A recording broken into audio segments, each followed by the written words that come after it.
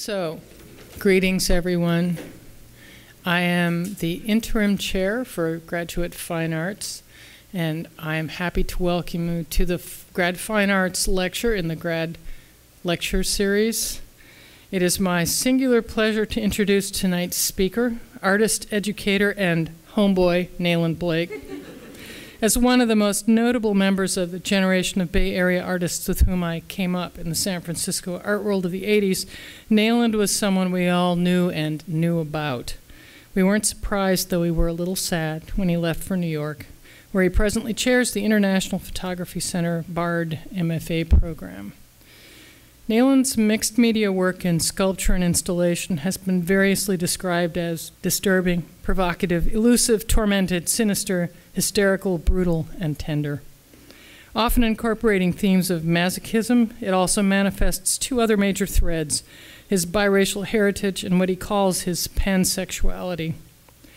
Among other important exhibitions, he was included in the 1991 Whitney Biennial and the controversial Black Male Representations of Masculinity in Contemporary American Art exhibition at the Whitney Museum of American Art in 1994. His work is in the collections of SFMOMA, the Whitney Museum, and the Walker Art Center in Minneapolis.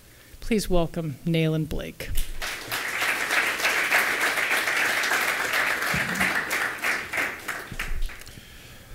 What was that list of adjectives? We'll try to go through all of those in the next hour. Hi everybody, thanks for coming. It's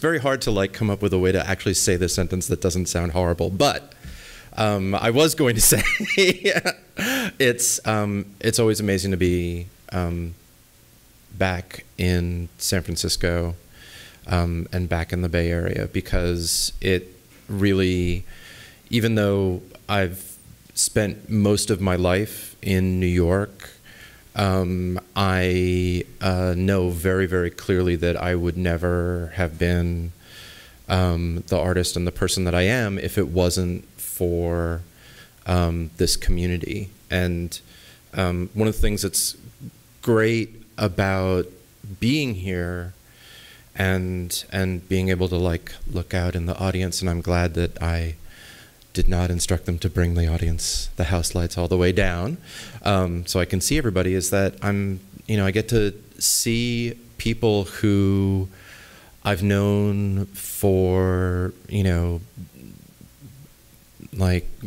nearing 30 years.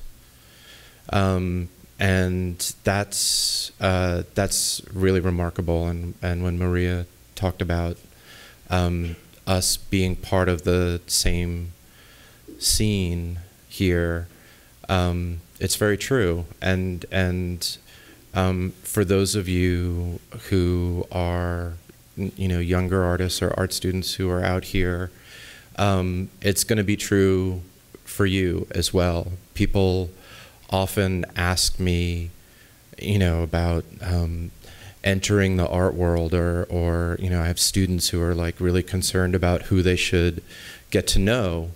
And the truth is, it's all the people who are in the room with you. Those are the people who are going to be with you all the way through.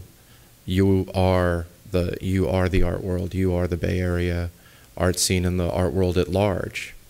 You don't have to wait for it to accommodate you or to give you something. You have the ability to structure it however you want. So the type of art world you want to have is the type of art world you should start making right now, because it's the one you're going to be living in. I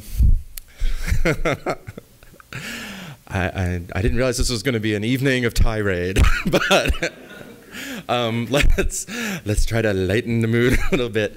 I'm going to show. I checked with Maria about. This is going to be a little complicated here. I checked with Maria about the length of these, and she informed me that it's generally around an hour. So prepare for the lightning round. I'm going to show you a lot of things, and we're going to go way back. We're going to come up to the present. And I generally, I'll, those of you who've seen me give this talk before, I'll explain some stuff up at the beginning, and then I'm just going to show you a lot of things. And I generally feel that once you sort of have all of this stuff under your belt visually, then it becomes easier to answer a lot of the questions that might come up or talk about things. And generally, I feel like that goes better anyway. So what I usually say is, while I'm showing the pictures, if you've got a question that's a really quick answer question, like what size is that, or when did you make that, or something like that, go ahead and sort of shout that out at the beginning, or while the thing is up, and I can answer it really quickly. If it's a question's going to require a longer answer, like, what were you thinking of when you made that? Or like, what were you thinking of when you made, no, or like, why are we born to suffer and die? And hold those questions, I think, until the end. It's probably better not to get too bogged down in those in the midst of all of it. And we'll try to race through things. I was born in New York in 1960, and lived there until I went away to college as an undergrad. I went to Bard College in upstate New York, and then went out to Cal Arts for grad school. And then out of grad school, moved up here. And I lived here for 12 years, and then moved back to New York, and I've lived there ever since. And it's hilarious to me that this is the piece that that ended up on the website announcing this lecture, because this is hardly canonical. This is something that I made like in 1975 when I was like 15 years old in high school, and and I guess, I mean, I'm put it in here because it's just in the slide lecture because I had sort of compiled everything that was kind of everything that I had reproductions of on my website at a certain point, and so suddenly this becomes sort of representative of like, this is the ad for the lecture, proof that like things that you do at 15 can continue to embarrass you for another good 35 years, but in a weird way. I guess I'm glad to see it here, because at that point, I was kind of an art nerd. Like in high school, people can be like nerds about different things. I was like an art nerd, and I would go to like New York museums, and I would go to galleries and like buy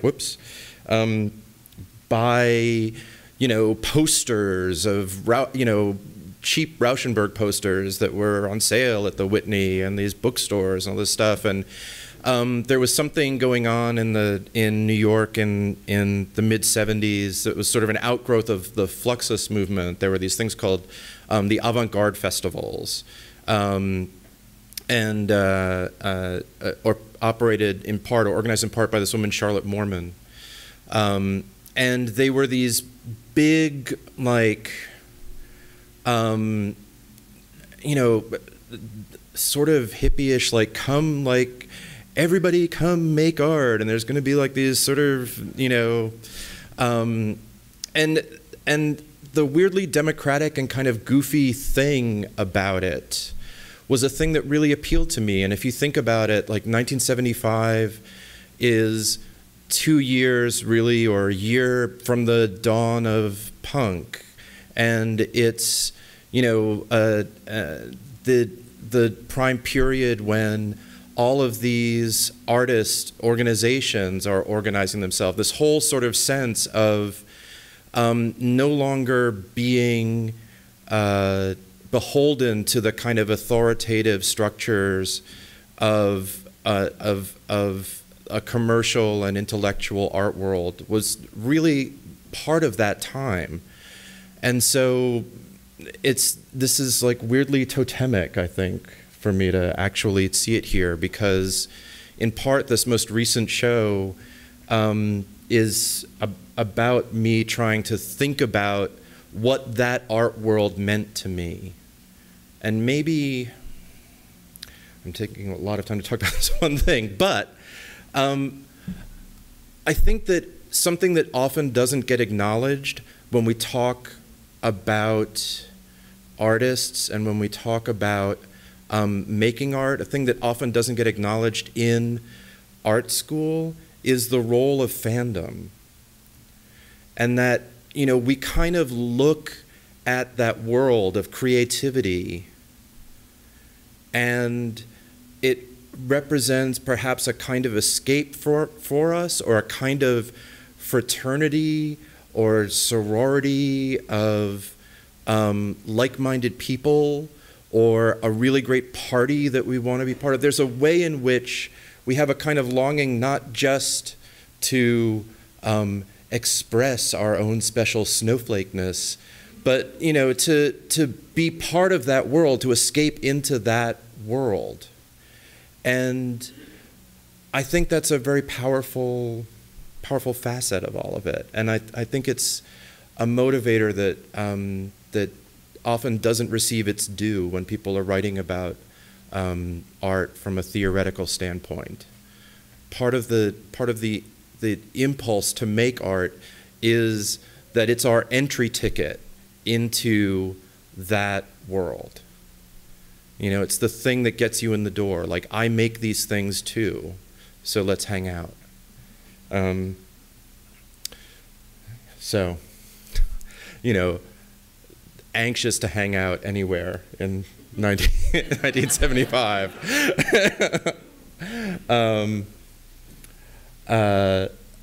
Some of the stuff I just included because it's funny how stuff never goes away. Really bad photograph from 1978. The beginnings of some drawings from Bard. This is all stuff from Bard. Here's what I was doing as an undergraduate.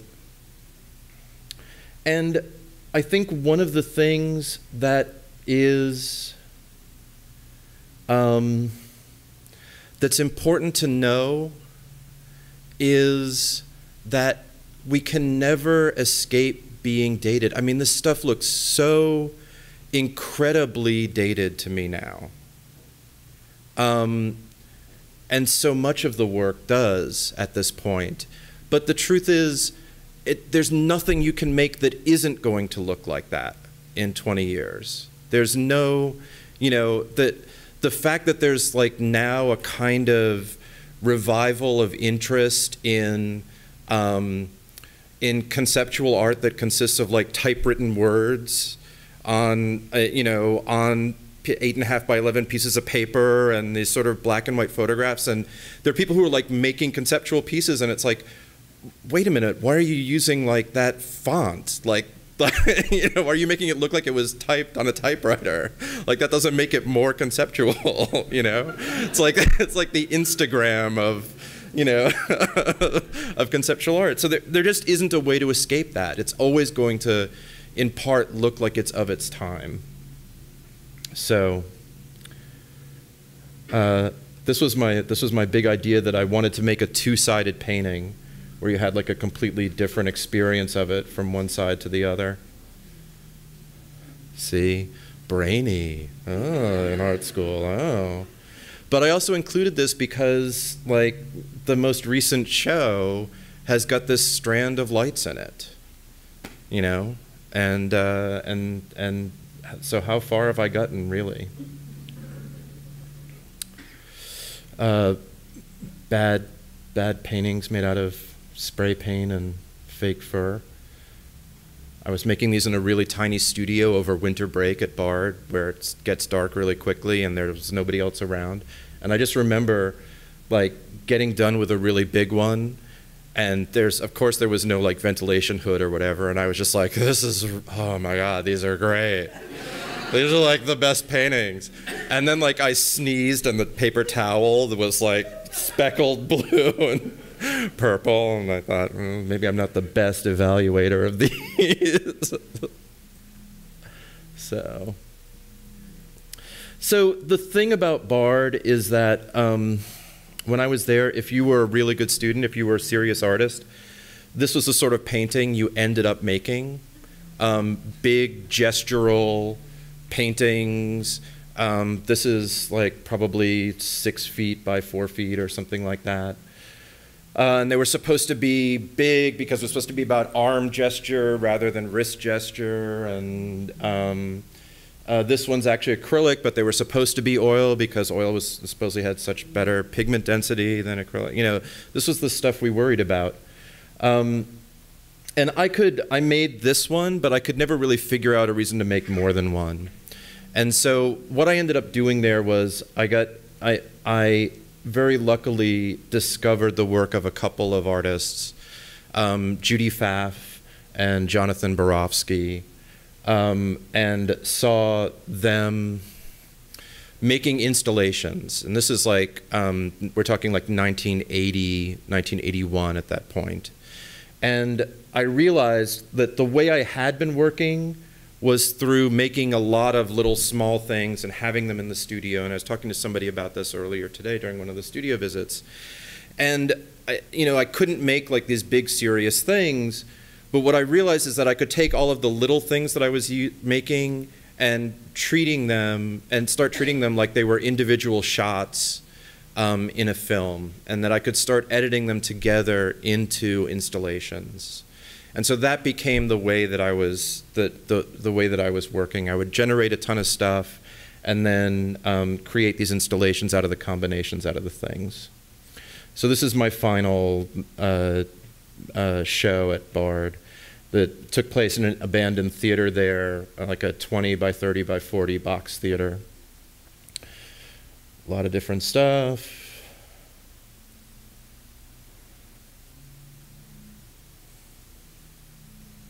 And in the center of it, I built another room.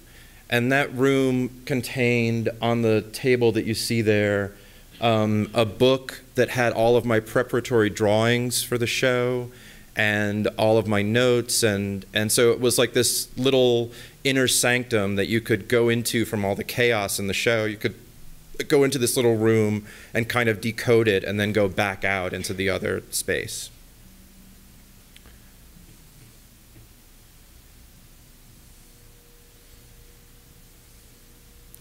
I then went off to Cal Arts, and normally I generally don't show much of what I did there, but what the hell, if we're gonna. And the reason why I generally wouldn't show what it was that I was doing there was in part because while I think the experience of being there was really valuable, I didn't feel like much of the work that came out of there led to anything else or was very interesting. It was a lot of me kind of floundering around and not really being able to figure out what to do with myself. And I mention that so that those of you in graduate school can know that that happens in one's life. Like that there are periods where you make things, and you may make a lot of things, and you need to make those, but they don't necessarily have a lasting impact on what you do. And you have to give yourself permission to be in those periods if that's what's going on. Like it's a mistake to think that your career or your path as an artist is some like completely linear, rational progression from point to point to point to point. There are going to be backwaters. There are going to be wrong turns. It's not productive to think that you can avoid all of that. It's better to know that, like, okay, this is where I'm at with this, and so what can I do with where I'm at? So CalArts was really valuable for me, but again, a lot of this stuff, I don't know.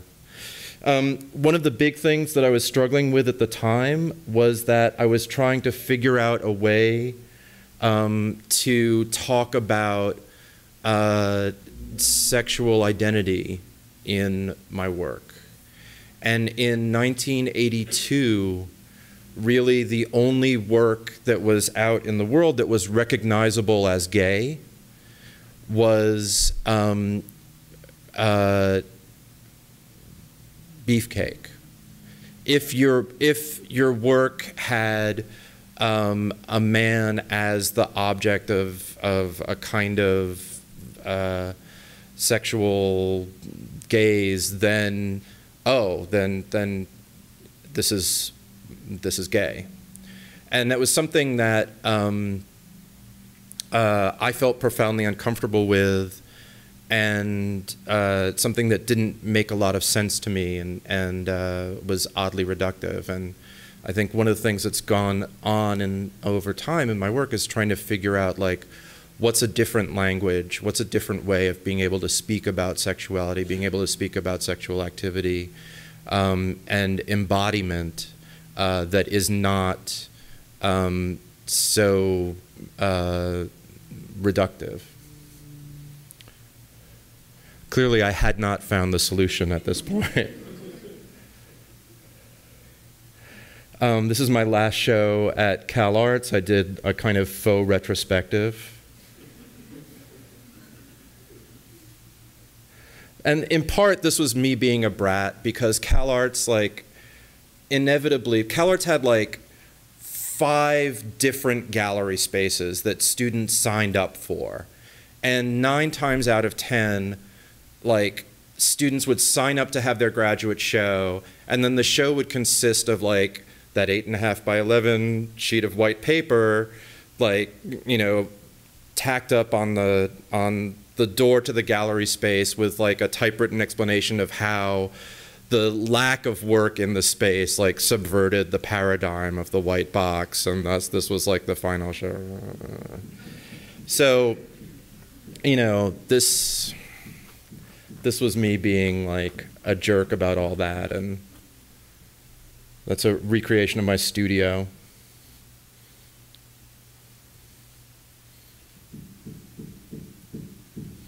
So here's the first show that I had after leaving CalArts, and it is at a space that is no longer operational. New Langton Arts started in 1975 when born of the same impulse as that bad hippo collage that I showed earlier. Artists run nonprofits. This show was their 10th anniversary show, and in it, 3 artists who had been involved in the early days of the space selected 3 other artists to do pieces within the space.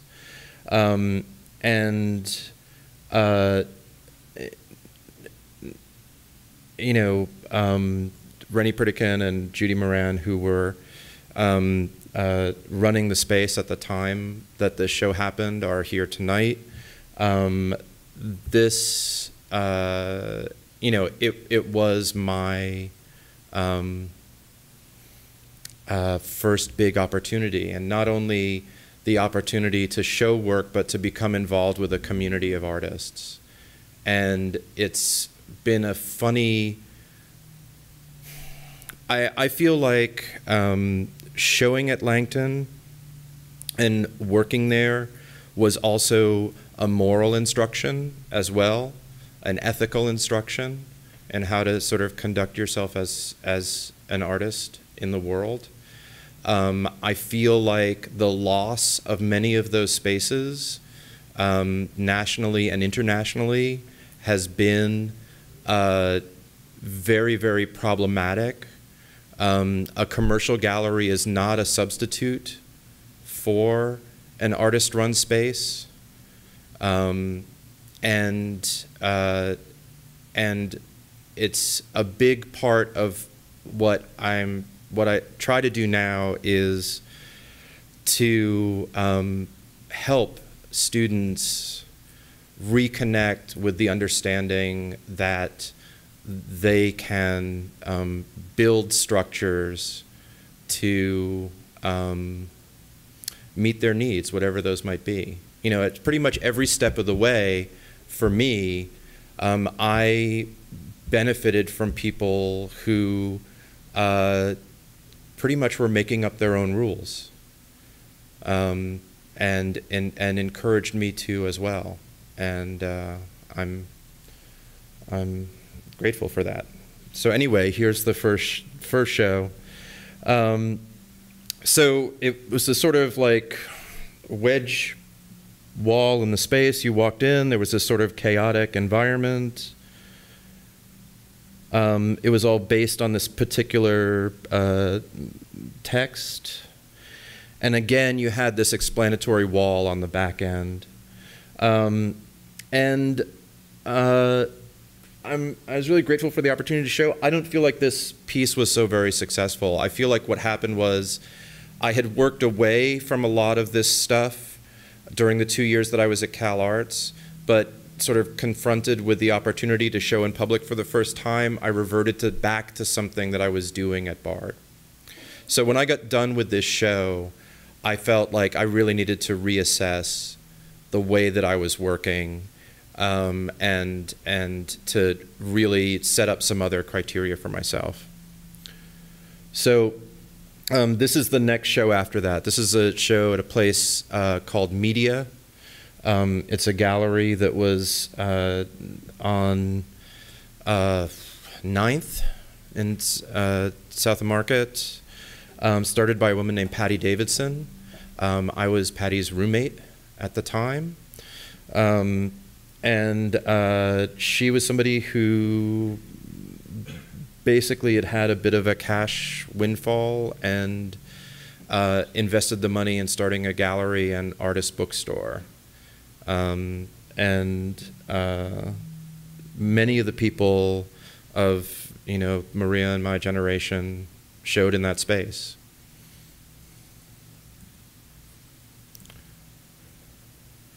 So one of the things I sort of decided I was going to do coming out of that show at Langton was like, no more of these sort of haphazard, messy installations. It was the things were going to be sort of individual sculptures that you know, didn't just completely disassemble and disappear.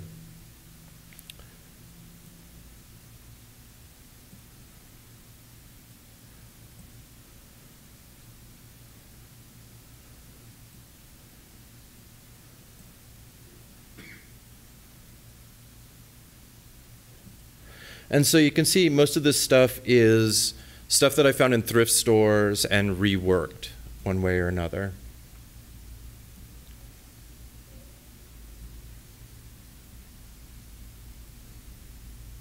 So I got done with that show, and again, I sort of took a look at the work and thought about what do I need to do next. And one of the things that was a little I felt like I'd resolved some questions with that body of work, but then there were some other things that started to come up as a problem. And you know, basically what had happened was I was finding these kind of evocative, kind of weathered objects.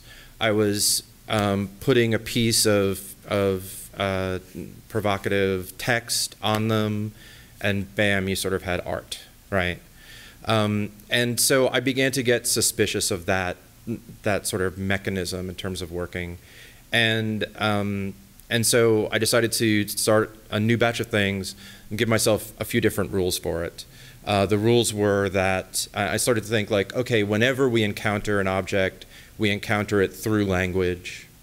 So I don't necessarily need to be like sticking a plaque with language on the thing. People are already bringing language to the table when they look at the thing. And so I decided to make some things that didn't have words stuck on them, and also make some things that looked specifically at the words in and of themselves. So this is a piece from 87, Water, Wine, Vinegar, Piss. A piece called After Veronica, which is a series of men's handkerchiefs that are stained with blood, sweat, semen, saliva.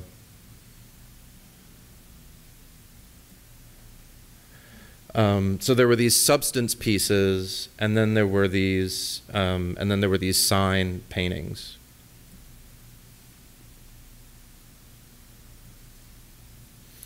This is a piece called March. Apple cores in vodka. Basically, every day for the month of March, I ate an apple, tagged the core, and preserved the core in this little jar of vodka. Around the time I started making these pieces that were the equipment that you could use to perform an action, so these kind of kit pieces would basically give you all of the stuff that you needed to do something.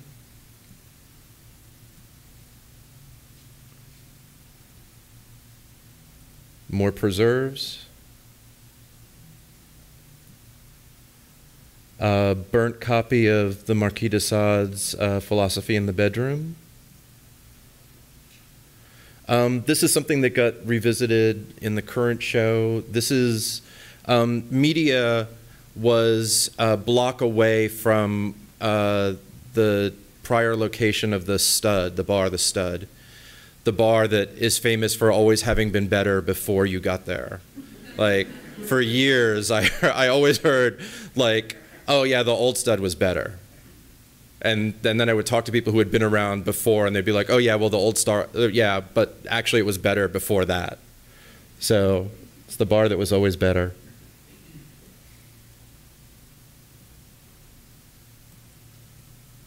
Whoops, we sort of saw that before. More of these sign pieces. I started to get really suspicious of the kind of antique-y look of the pieces. That sort of patina seemed like it was becoming a kind of crutch for the work, so I decided I would make things that looked like they were contemporary, like they had been made today. That led to these sort of restraint and workstation pieces.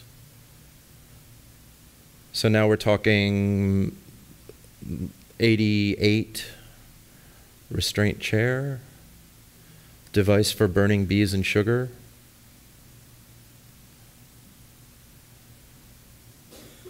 Hog tie.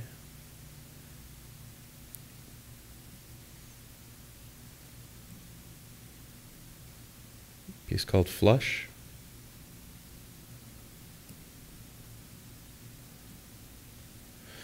And then instead of the signs being on these kind of weathered placards, they're silkscreened directly onto chalkboards. These are two different translations of the same passage of Leopold von Sacher-Masoch's Venus in Furs. I always like the fact that there's this sort of, they're both describing a painting, and I like the fact that there's this painting that ends up kind of hovering in between the two descriptions, sort of there in your mind.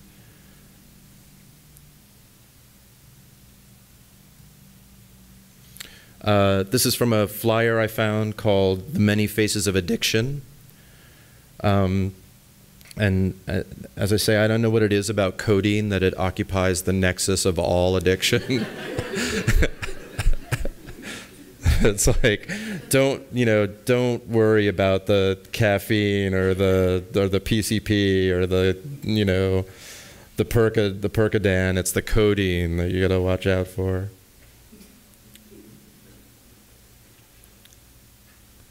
I always think of this as kind of my Donald Judd piece. There's one that's a stack of 3, so it's Duran, Duran, Duran.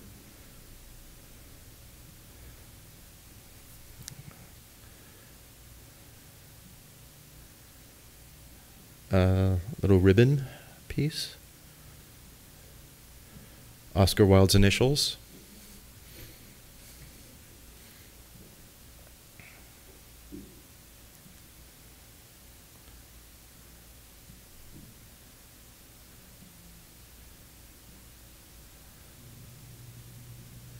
This is a hanky code piece. The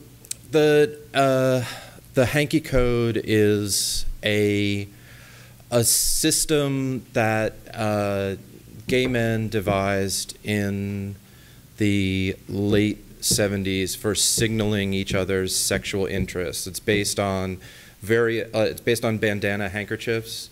Various bandanas, various colors of bandanas mean various things, and whether or not you're wearing it in your right or left back pocket means something else.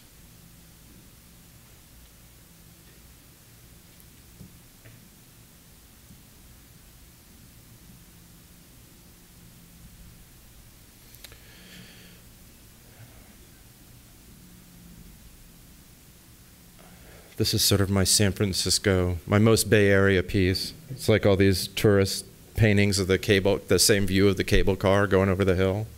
And they all fit into that little metal bin, so you can kind of arrange, like, you know, whatever configuration you want.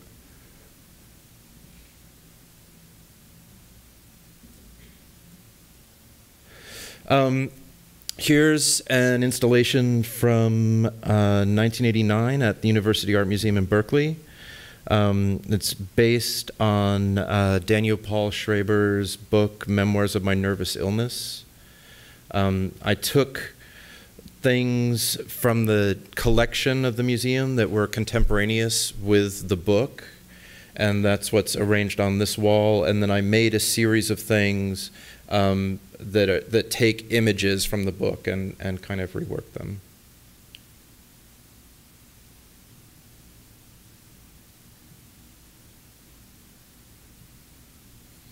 So now we're in '89, installation at the old SFMOMA. Yeah. Yeah.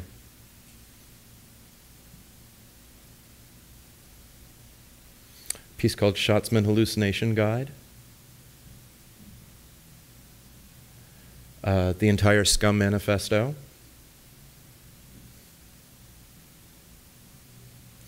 And then from silk screening on the on these chalkboards, I went to sort of silk screening directly on the wall and then leaving the screen next to it. So you sort of had the mark and then the thing that made the mark. As you can tell, the work was getting very fabricated at this point. The things were being sort of elaborately made. And I began to miss the experience of just being able to go into thrift stores and shop, which is where so much of the work got started. And so I started doing these, and what they are mass market paperback books. I would go into a thrift store, I would basically buy all of them at once, and then they'd be in these form-fitting boxes. So on the right here, on the left, I'm sorry, is Larry Kramer's book, Faggots, The Hobbit, The Hobbit, The Hobbit, Faggots. So that's sort of faggots and hobbits. Very appropriate this time of year. Can we just say, like, now we're finally getting to see, you know, from my generation, if anyone ever told me, yes, you will see a movie of The Hobbit, you'll see 3 movies made out of The Hobbit, I would have, like, died and gone to heaven right then. The next one is, actually I have a close-up of the next one, so I won't tell you what that one. The third one in is all of the Eric von Daniken books, the Chariots of the Gods books. On the right is the Christine Jorgensen story, the Iliad, the James Coco Diet, The Trouble with Tribbles, and the Christine Jorgensen story. That's what that second one in is. And one of the things that, this is the complete Jacqueline Suzanne library. One of the things that I liked about these was that it started to answer this question that I've had continually in my work since this point, which is, what's the stuff that is around me, that is in my everyday life, that I'm not letting into the work? I think that something that happens when we're sort of training, you know, to be artists, we believe that one of the ways we become professionalized is by excluding the stuff that really matters to us. You know, these books were all books that I had read, and, you know, I, like the Tolkien books, like, you know, so many of my friends had read the Tolkien books, but they would only admit to talking, you know, they'd only admit to having read, you know, Baudrillard, right? And this idea that that there's this part of your life that you're supposed to kind of exclude because it's not elevated enough to be part of your work has always seemed very problematic to me. It's this way of constructing this other self that somehow is kind of nobler and more intellectually engaged because they don't, you know, they don't read Stephen King. Well, those two things obviously are not mutually exclusive. And so I kind of liked that about these, that they were about like exposing the thing that is actually in my life and making that part of the subject of the work. Eventually what started happening with these is that I just began to go to thrift stores and rearrange their bookshelves. Like, instead of kind of taking them out and making them into these pieces, it just became like, they just became like these pieces that existed in the thrift store until people came along and bought the books. So it was sort of these works that like ended up dissipating. You know, I don't know what my rep was in various thrift stores at that point. I was like the guy who comes in and like rearranges the bookshelves. But actually, you know, this is totally when I was back here a month ago, I was in what is it, Thrift Town on Mission, and Thrift Town has like this bananas thing that I took pictures of, where like all their stuffed toys, all their stuffed animals, are color coded. Like basically, like it's like the spectrum of stuffed animals, and I was like, you know, this is why I don't have to do this anymore, because there's someone else out there who is like making these pieces. It was so great. A piece for a project called Art Against AIDS on the Road, where artists were commissioned to do works for billboards and the sides of buses. This is for a bus shelter across from City Hall.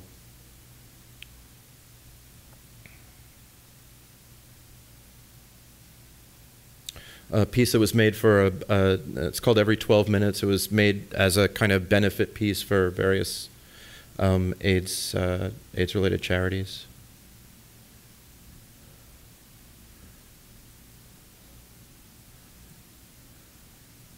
So now we're like 89, 90.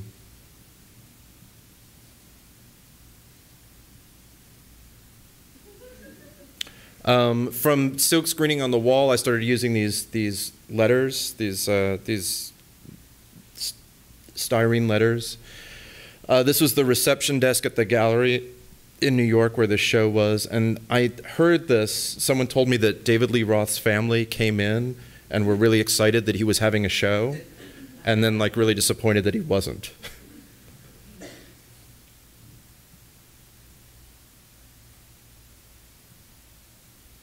Piece called Shiny Shiny. A 6-foot-tall canvas restraint piece.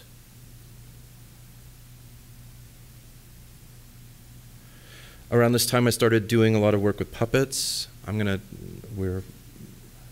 So this is a wall-mounted puppet stage. This is actually a recreation. Both of these are recreations of a puppet that I had as a teenager.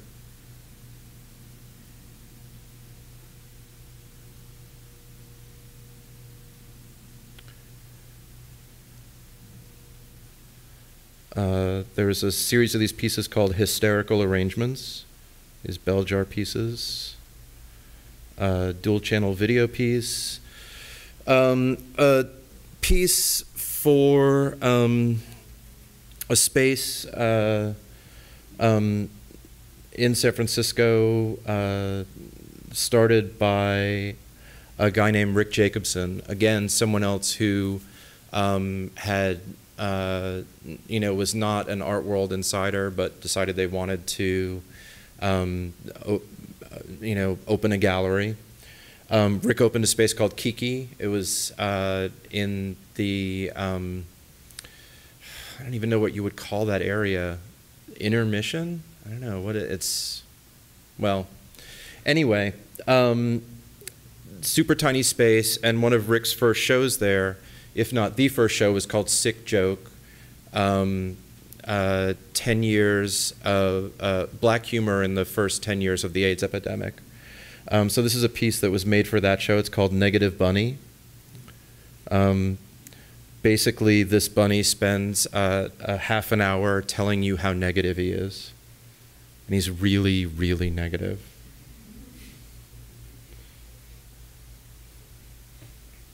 Piece called Magic. This is Wayland Flowers' puppet Madam.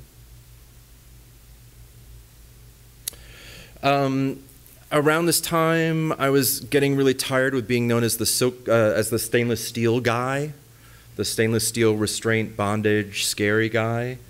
So I wanted to make some pieces that were about a different kind of sculpture, different way of making sculpture. So these are these bouquet pieces.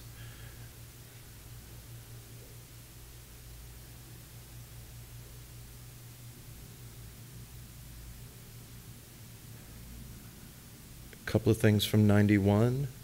This is, again, like 91, this is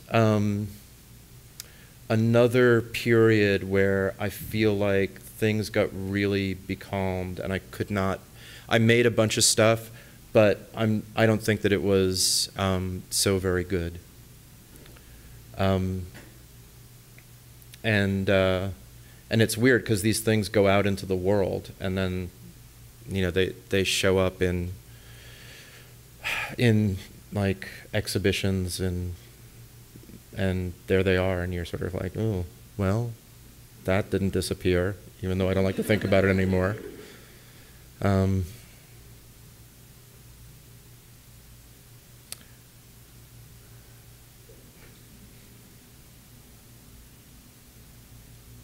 More puppet pieces.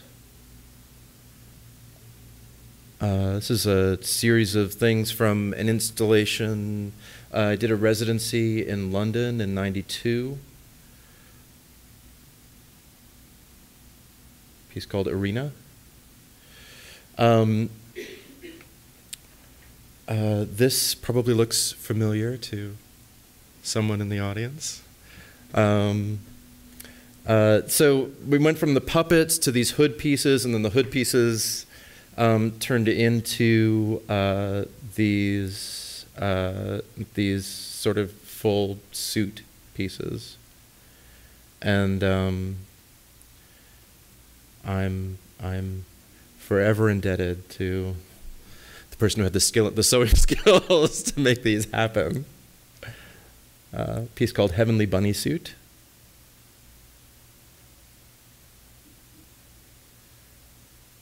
Piece called The Little One. It's a multiple where there's this china bisque doll and this sort of fluffy bunny suit surrounding it. A piece that actually had a lot to do with the upcoming, or the current show at Yerba Buena, is a piece called Equipment for a Shameful Epic. It's all of the props and costumes necessary to perform this script that I wrote. And the script is a combination of the Watergate transcripts and the Pinocchio story.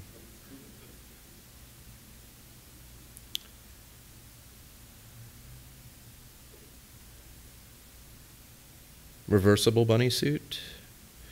Another one of these big installations, this one called The Philosopher's Suite, looking at the book Philosophy in the Bedroom by the Marquis de Sade.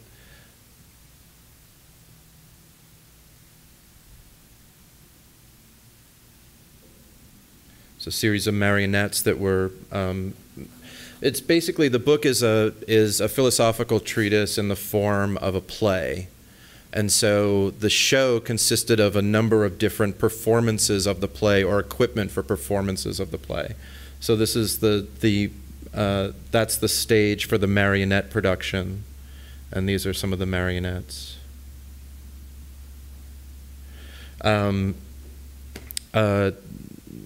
A year later, this is a installation at the Baltimore Museum of Art based on the play Harvey and the novel The Invisible Man by Ralph Ellison.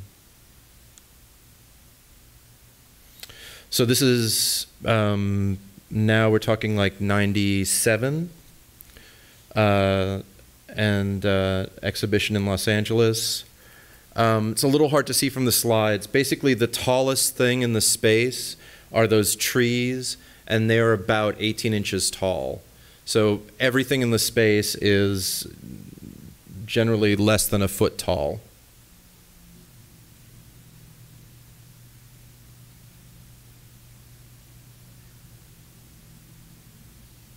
Piece called One Down.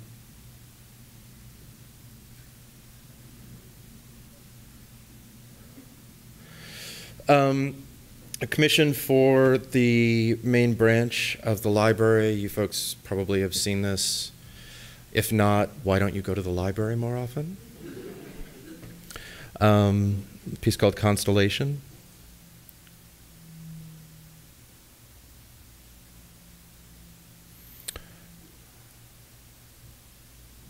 Another show called Hair Hole.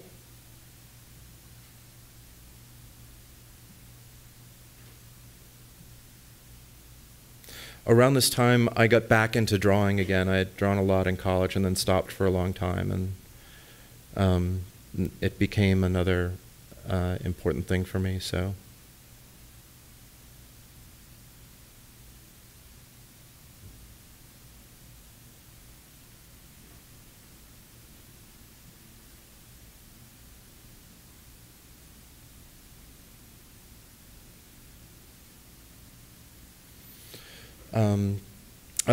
Performance from '97, commission from the Brooklyn Academy of Music. That's myself and two collaborators, Ishmael Houston Jones and Patricia Hofbauer.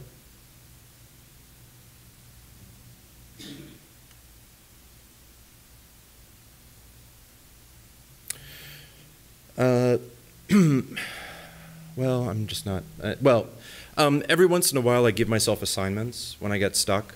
So one of those assignments is often make a piece a day. So this is a show based out of that idea called April Hair, and it's a piece a day for the month of April. So here's the first one. Here's the piece from April 1st called Clown White Target. Dual Surrender. Erased Space Jam Bootleg.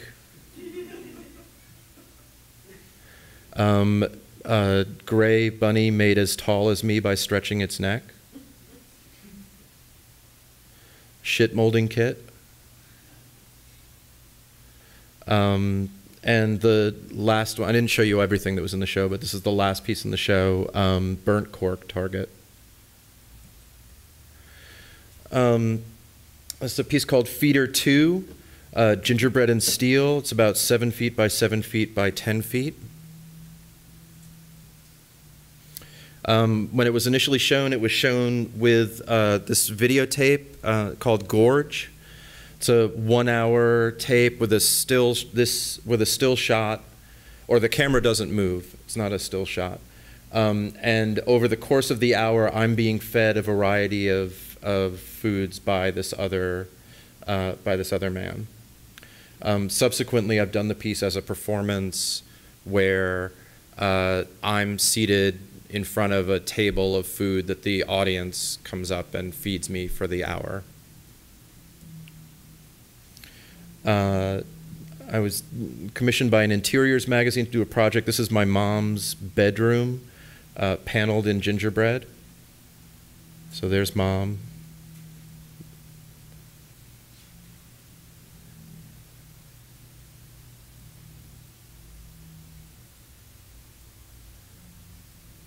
So now we're right around 2000. These are some big charcoal drawings.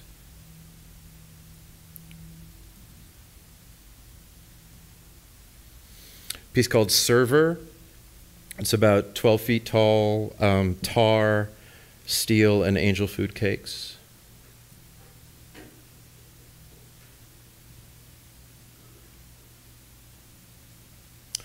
This piece is currently part of the show at Yerba Buena. It's called Ruins of a Sensibility. It consists of two parts: my vinyl record collection with this DJ setup, and that painting that you see on the back wall. That painting was made in 1964. I made it with my father, and it's sort of one of my first memories is making that painting, and it's always hung in my parents' living room, and whatever apartment they've lived in, it's always been there in the living room. So basically, while the piece is up, people can sign up for stints as DJs, and so please, all of you guys, sign up to DJ at Yerba Buena. Now they have a live feed going, so you can listen to it as well if you're not playing it.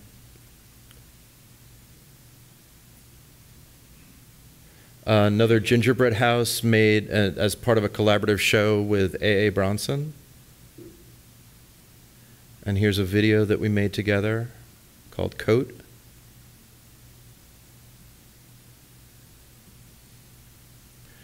So now we're around 2002, 2004.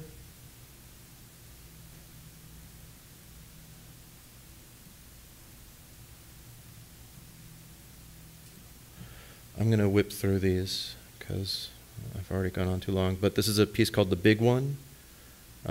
Just to give you an idea of scale, 16-foot long bunny suit.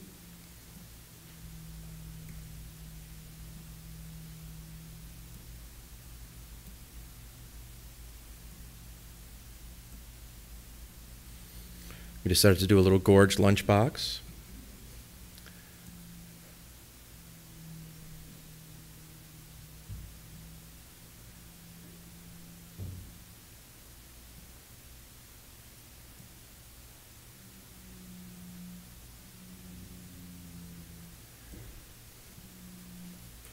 Show from London, I guess 2007.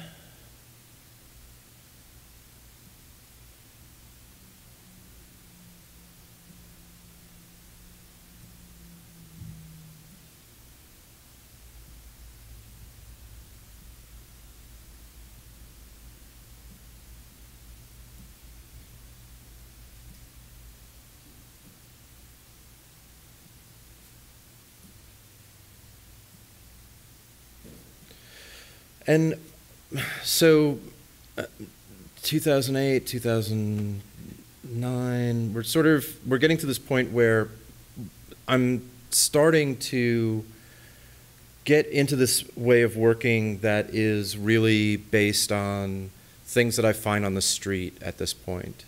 And this, I'm just showing you a quick example. One of the things that I've been doing off and on is finding stuff on the street, drawing on it. I generally will put this phrase, "a gift for you," from the Department of Transformation, and then I put it back where I found it. So it's kind of like the book pieces in the thrift store. It's kind of it's a present for whoever finds it next. But along with that, I've also been making stuff that I find on my daily walks with my dog, and that's sort of what some of these most recent things are. They're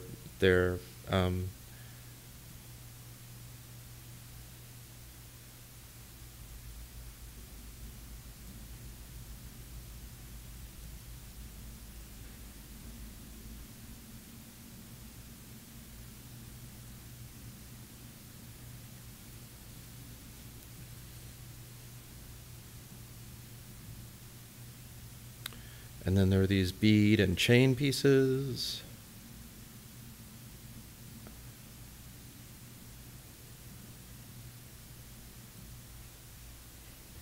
We're not going to talk about that. So 2 years ago, this is a show at Gallery Paula Anglum called Sterling Improvisations, mostly using stuff that I live on Sterling Street in Brooklyn. This is mostly stuff from the street with a few additional elements.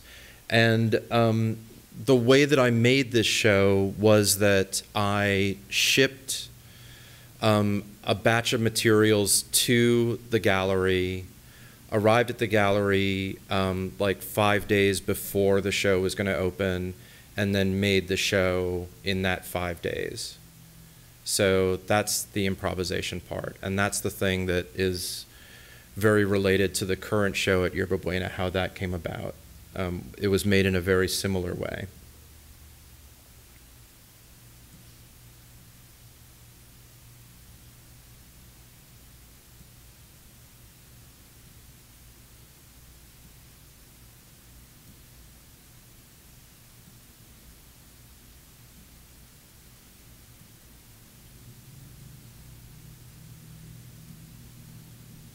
And here we are. Here's the current show. There's a lot of backstory with the show, as I'm sure you guys have heard by now. It is, in many ways, specifically about Yerba Buena, and is also one of these, another one of these improvisatory situations. A lot of the stuff that's in the show is stuff that that was part of previous shows that they were dismantling or getting rid of, that I've sort of repurposed. There's a bunch of different ways for people to participate in the show itself. So these shelves are there for people to leave things on, and I'm incorporating some of them into pieces that I'm going to be making now. I'm back for phase 2 of this show, basically reconfiguring the space, and I don't think the space itself will change around a lot, but elements within it are going to be changing over the next 2 weeks. And we've had a whole series of events at the space.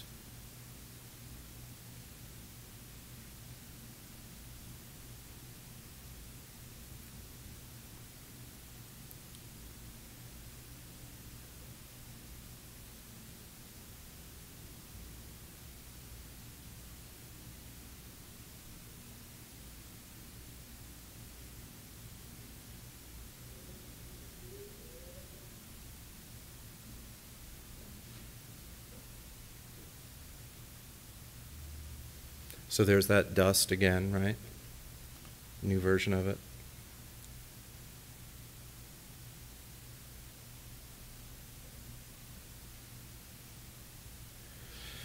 And there we are.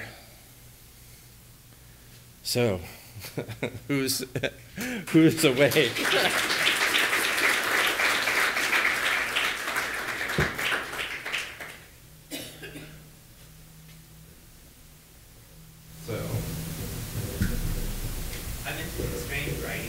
And working. Can you say more about that piece where you wrote something about, or I don't know if you wrote it, it says something about constructing a sentence and changing the subject? It's from this book by a psychologist named Schatzman, who was writing about Schreber and about schizophrenia, and he's trying to talk about a way in which hallucinations are actually linguistic mental processes. And so I thought it was an interesting kind of emblematic way of making a work, right? That you write the sentence, that you change the subject, or and then it ends up with project project the sentence into space, meaning that if then you're having this hallucination, so that somebody could. It was this way of trying to explain, not in a neurochemical way, why someone might have a specific hallucination around something. So that's where it came from. Yes? I sort of became familiar with your work in around 2003 and 2004. And it's almost the image of the rabbit bunny that sticks with me. You know, and it came up, I guess you showed it in that first video where there's negative bunny. And then it sort of keeps re-emerging in the work in all different kinds of forms. And I'm curious, like, who's the rabbit, or what's the rabbit, or, how do you think, how does the rabbit come into the work, and what is the rabbit? Yeah. Well, there's actually a bunny drawing CalArts. Yeah, so it's there. Weirdly enough, you know. I mean, it seemed like it was there really early on. So, basically, the way that I tend to make work is that I will make a bunch of things, and then I will look at those things and ask, why did I do that? What does that remind me of?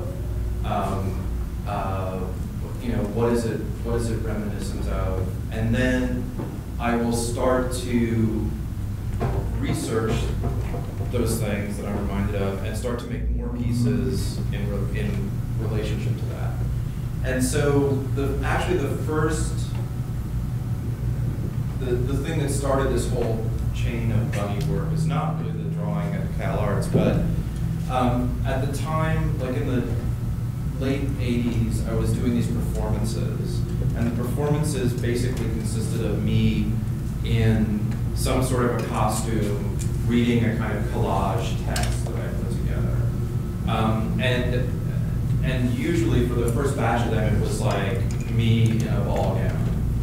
And by like 1990, boys in prom dresses was kind of played out, and I was thinking like, I need to find some other kind of outfit. And so I was asked to do this performance in LA. I was down there kind of trying to figure out like what kind of costume I'm gonna wear. I passed by this costume and magic shop, and they had like a rabbit costume in the window, and I thought, oh, perfect, right? This collage piece, it's got all these references to magic and witchcraft, and I'll be the rabbit, and it'll be like sort of a magician pulling the rabbit out of the hat, and that's great. And so I bought the suit and did the performance in that. And then I started to think like, okay, well, where else, how else do I associate rabbits? I started thinking about the fact that,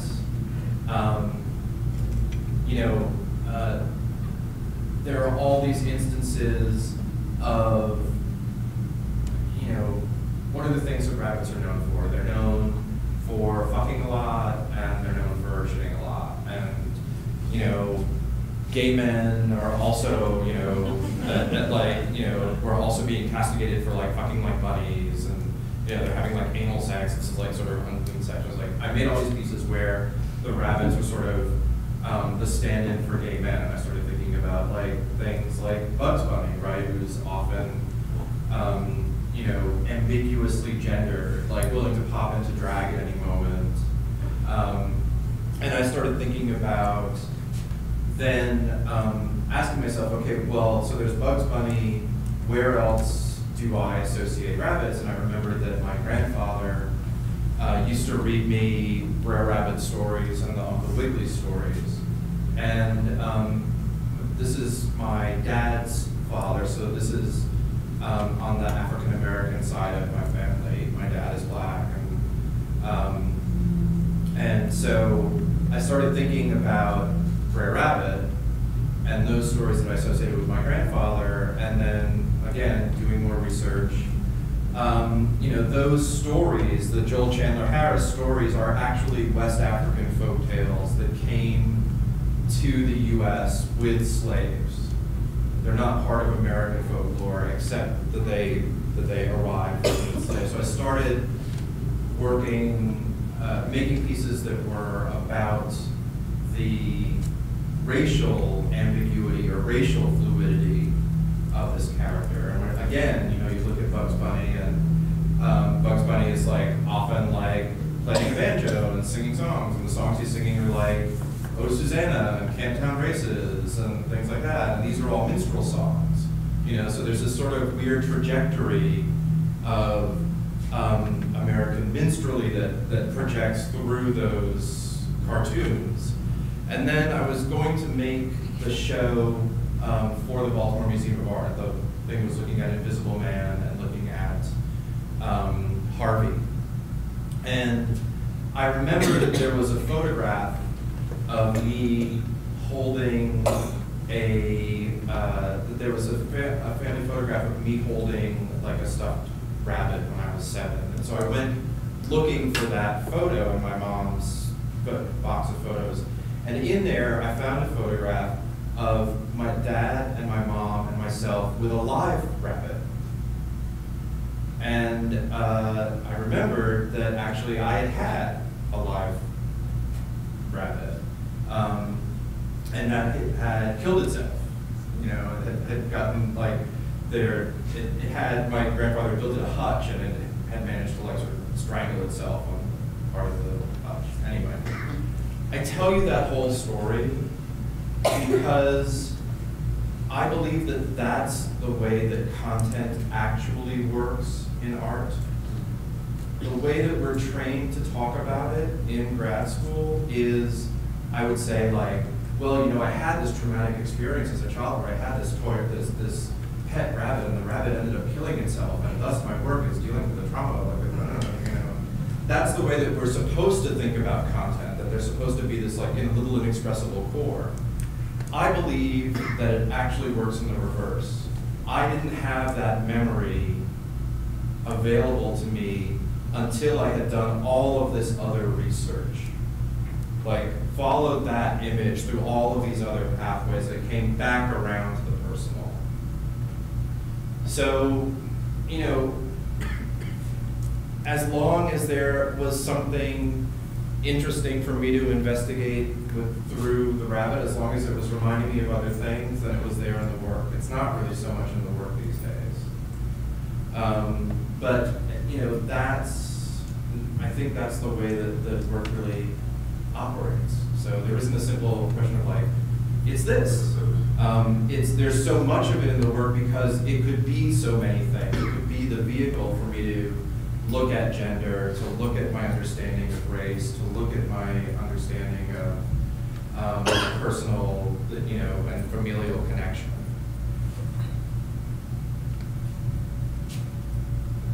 Yes?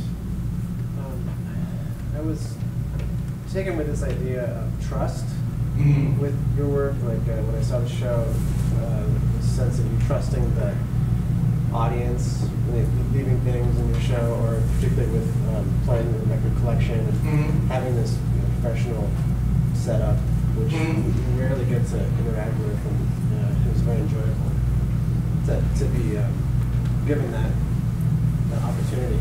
And then I didn't know about this project you did where you had 5 days to do it. Mm-hmm. And so it made sense that you're also trusting yourself. Mm-hmm. And so that was really, that show, I saw the show and I didn't realize it was so quickly done, but it was kind of giving me the sense of, you know, like inspiring in a way, like what you can do with minimal materials. Mm-hmm. And so I really appreciate that. So thanks. I mean, the thing that seems really different to me about this show in a way is that it's much more of a platform. Like, it's much more like I'm providing the platform than I am necessarily occupying the platform and telling people what to think about it. And getting to do that at Yerba Buena, I mean, that is the thing that feels powerful to me about it. And I went on that whole weird, like, rant about the art world that I saw that I saw when I was a kid, in part because I really feel like this show brings so much of that stuff back for me. And it is, it is about hopefully providing people with an opportunity to do something. And not to, to me, audiences means listener. And it's not about people being listeners. It's about people being producers or performers, or I heard that people were like making out in the back room. It made me really happy. And it's about hopefully getting people back to the place of providing opportunities for each other and being physically present with each other. One of the coolest things, I'm coming back to reconfigure it, but people have been leaving stuff on the shelves, and I just got an email today from someone whose class, I guess it's like a high school class or something, all made like these little like clay figures that they left on all the shelves. And it's like, it was part of like their guerrilla art action, like someone had done that and left one like at their school, and so like the whole class got together and made them, and like they've got like pictures of them like walking into the space with these boxes, like they're sort of smuggling it in. But they're all over the shelf, they're all over these shelves. And it's so cool, So it's like that, the possibility for people of being able to occupy that space in a different way, that I think to me is about trying to re-engage with that spirit, or what's sort of essential to me about the sort of community aspects of art making. I was wondering if you could talk a little bit about the evolving role of language in your work. You mentioned at the beginning when you showed that work where you had actual language and text in your work, and then you showed the water, wine, Fingers, yeah.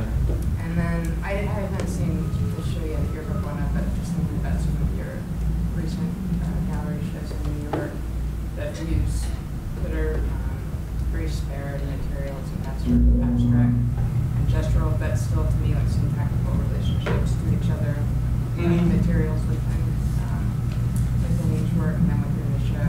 I'm just wondering what you think about now in terms of language, or if that's still a concern. I think that there's some of that has returned in this show in terms of like signage. So it's not necessarily made problematic, but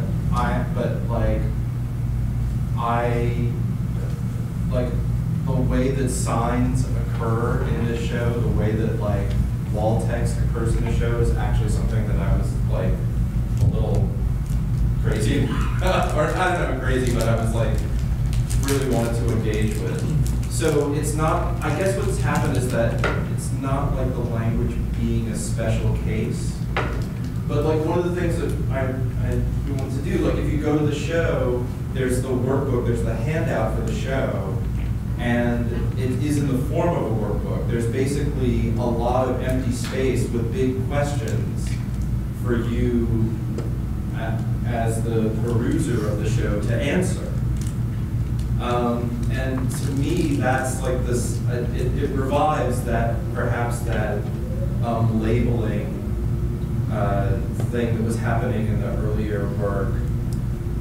Those pieces were very much about, oh, look, here's this dissonance between like the emotional content of the label. Like you look to the label to be authoritative, but it's containing all this emotion. And so isn't that an odd feeling? And for me, that did start to become like kind of a gimmick, So I guess now I'm more like, well, here are all these places where people are addressed in the exhibition situation. And how can you not just introduce a kind of dissonance, but how can you actually move that towards a more productive relationship? Like, how can you use the language there to make something different happen?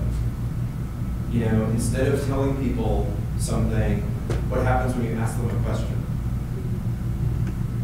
You know, and also provide them with the indication that there's a space for that question to be heard and to affect what it is that they're seeing.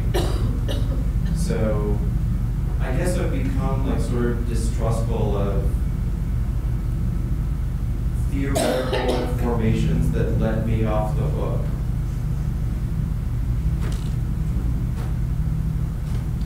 Yes.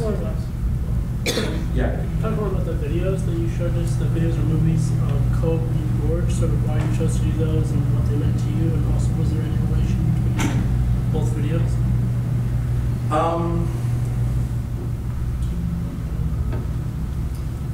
The relationship between both videos and kind of most of the performance stuff, because the videos really are, in a sense, like encapsulations of performances,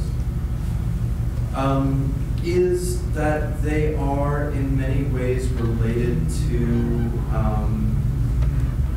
sexual fetishism and some of my interest in sexual fetishism. So playing with your food. What's happening in the Coke video is that there's a still shot, or there's a shot of a face, and it's either my face or A.A. Bronson's face. And in from the side of the frame comes a hand that's either my hand or A.A.'s hand, and that's then coats the face with either vanilla frosting or chocolate frosting. And then there's a third video that is the two of us kissing. So one of the things that happens is that when we're being coated with the vanilla frosting, our complexion goes much darker by contrast, and similarly with the chocolate frosting. There's also this kind of like, ooey gooey, like, is it shit, like what, and the kiss is sort of held for 5 minutes, and it's interesting to kiss them. I mean, which means that we ended up kissing each other for 10 minutes, right? Because there's it flips into two different versions. It's interesting to kiss somebody for 5 minutes. In the same way as it's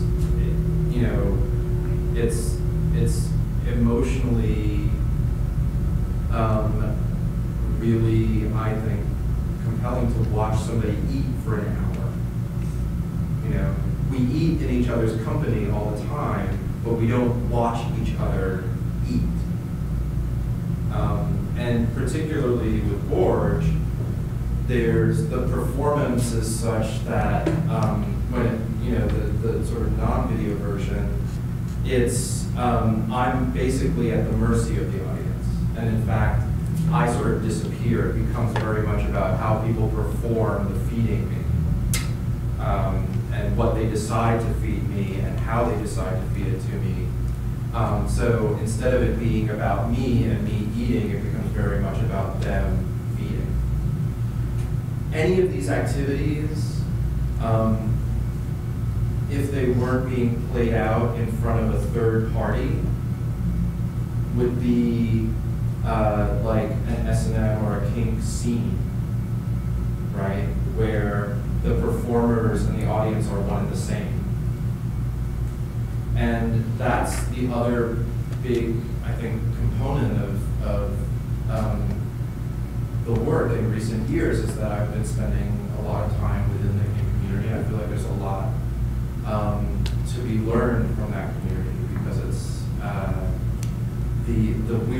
one of the weird analogies that I have is that when I saw the art world in the 70s, nobody could make a living at it. People were doing it because they wanted to do it. Nobody could make a living at it, right? You had two kinds of artists. You had artists who had jobs, and you had artists who had trust funds. And that was it. And in the intervening time, we had this rise of this kind of bubble where suddenly you could have a kind of middle class of artists who sort of made money off of selling things and sort of getting by. And the attempt to kind of maintain that bubble as a long-term career is like, we're seeing the demise of that right now. in the kink world, like, nobody can make a living being a kinky person. And so the people who are doing it because they want to do it, right?